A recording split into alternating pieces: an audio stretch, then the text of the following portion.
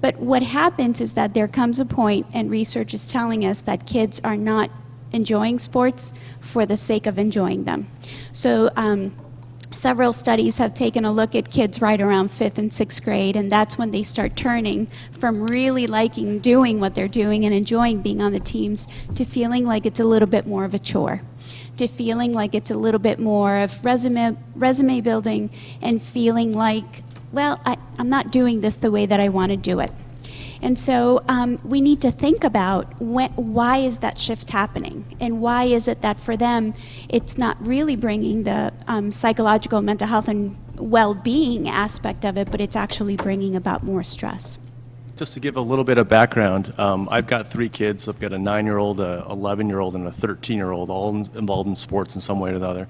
And what Bob said also really did resonate with me. In fact, I have a complete talk about overuse injuries in kids that basically mimics exactly what he was saying, that our kids are involved these days in too many organized sports and not enough just play. And I think the bottom line is, for me, I see a lot of kids who are coming in with overuse injuries. I see knee injuries, elbow injuries, shoulder injuries, hip injuries, you name it, ankle injuries. I see them, and I see the parents that bring them in. And oftentimes I will try to even have a discussion with the child without the parent there. Do they really want to be doing this? What's their motivation for doing the sport that they're doing? And I think a lot of us have imposed what we want on our kids. We want them to be the next Tom Brady. We want them to be the next so-and-so. And maybe that's not what they want. I think it's really important to address that. One of the big things that I try to stress to the families that come in to see me is they have an overuse injury because they are trying to do too much with bodies that are growing too fast.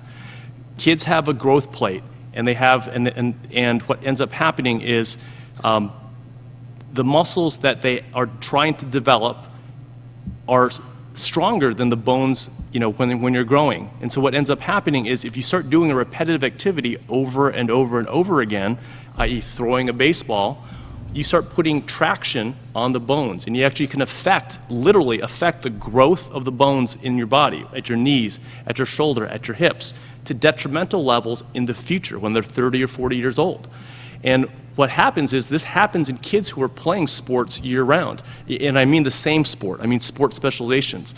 One thing I think Bob has mentioned is you should not specialize in a sport until really you're at puberty. And for some boys, that's 15 or 16. For some girls, that's 14 or 13 or even 10. But you shouldn't specialize in a sport until your bones have really finished developing. Otherwise, you could significantly affect the growth and the future of their joints. If you are going to do a sport, you should have a period of rest. We suggest, as the American Orthopedics Society of Sports Medicine recommends, at least a 3-month break. You should never really play any sport year-round. 9 months is still too much. I've stressed that in my own kids. I will not let them play a single sport for the whole year. I will not let them do AAU baseball 2 seasons in a row. They will do one thing each quarter, and that's all they'll do. In the summer, they do nothing.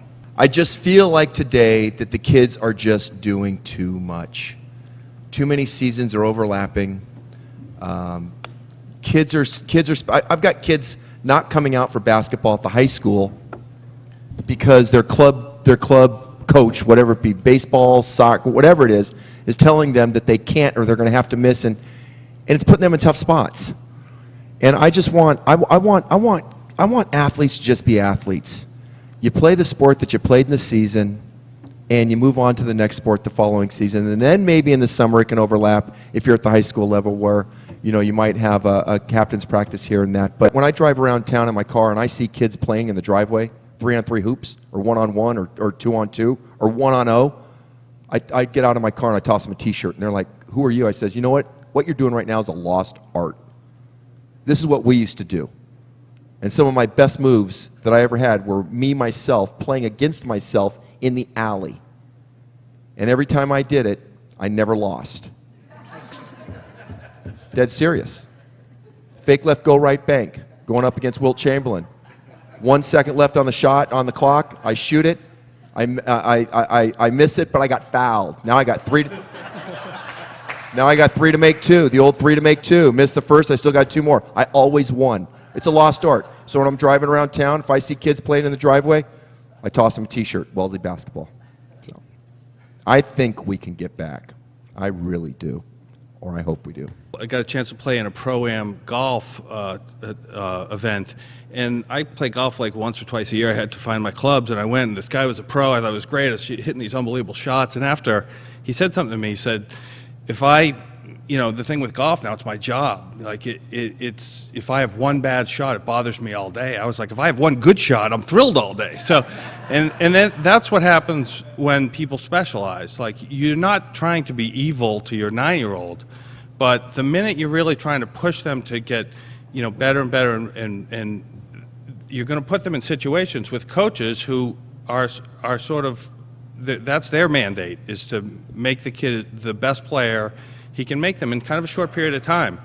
And the best way to do that is make it no fun and just, do drills and do all this stuff. And I think having the perspective of my oldest, who's now in college, we resisted that, and it was by accident, really. But what I've seen with a lot of kids is they just kind of lost the passion for it.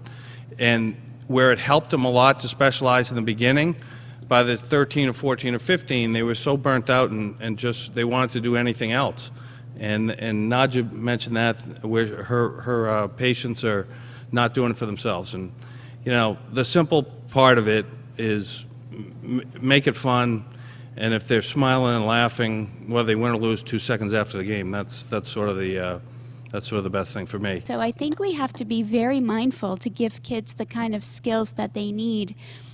Even if they're super athletes and they're doing really well, they need to have plan B and plan C.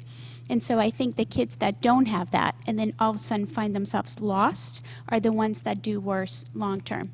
We see this a lot as they transition into college. We're getting an incredible amount of freshmen in college that are really falling apart emotionally, and it's because they get to a place where they have lost that identity of who they were, or something happens that prevents them from playing, and they haven't developed enough self-awareness to say, you know what? Okay, but I'm really good at this, and I'm going to try that, and then be able to persevere in doing that. Yeah, another strategy that our organization is trying to follow in terms of like what can we do about this in our community is to build a strong intramural program at both the middle school and ultimately at the high school, where kids would have a real good program that they can participate in, that they enjoy, that is just, no cuts, everyone plays, we balance the teams, and you all play against one another, and you have fun doing it. And the same thing up at the high school, because if you think of it, if they know that they have that, and it's good, it's got to be good, and what we have here right now is not. Okay? So that doesn't exist for them, right? But if it was there, and it was good, and they had it to look forward to, they could say, I don't really care about making the varsity basketball team. There's like an awesome intramural league that the kids have a blast playing in, so I'm going to be an intramural basketball player. And just takes all the, don't worry about being a varsity basketball player. It's like the kids in intramural are having equal levels, maybe more fun. The last 10 years, as our youth sports in this country has become far more specialized, they have done studies on what happens to these kids. It's simple. It's early ripe, early rot. Do they get better? Less worse early? Yes, they do. The more time they put into it, the better, less worse they are. Do they end up better later on? No. It's the multi-sport athletes that eventually come through the system that get better. I mean, I think that we're the ones that are pushing our kids. We're the ones that feel like, oh, if we can't get little Johnny on the A team in 8th grade, he's never going to amount. I mean, we're the ones that are buying into this whole idea of keeping up with the Joneses. And I think that there are medical reasons not to do that. I think there are psychological reasons not to do that. I think we're the ones that have to change. We're the ones that have to say, I'm not going to pay another $1,500 for this kid to play AAU, whatever. So, I think it has to start on some level with us before it can. What's the end game? What are we ultimately trying to do? Is the club soccer trying to tell you that you're gonna get a college scholarship, right? So that's why you got to start in the 3rd grade. Well, look at the numbers. I mean, high school athletes that play today that actually go on to play at the NC2A Division I or Division II level are like percents. It's small. And then the kids that go on to actually get financial assistance, there are really no full rides unless it's football and mage or basketball, but it's partial. They're partialing out scholarships. The average, I think, financial aid scholarship at NC2A level is about $6,800 a year. The average academic scholarship that students are getting are like 15 to 20 grand a year. If you're going to focus time, I'd focus on the academics. If you are a senior athlete in high school in America and you think you're going to get a full athletic scholarship to somewhere, Division I or Division II, you have a 1 in 275 chance. So line yourself up with 274 other athletes. There you go. One of you gets the scholarship. Second thing, to Glenn's point, right, for every dollar of athletic scholarship in this country, the number I've read most frequently, $73 of academic scholarships. 73 to 1. So as Glenn says, throw your kid in the library. That's where the money is.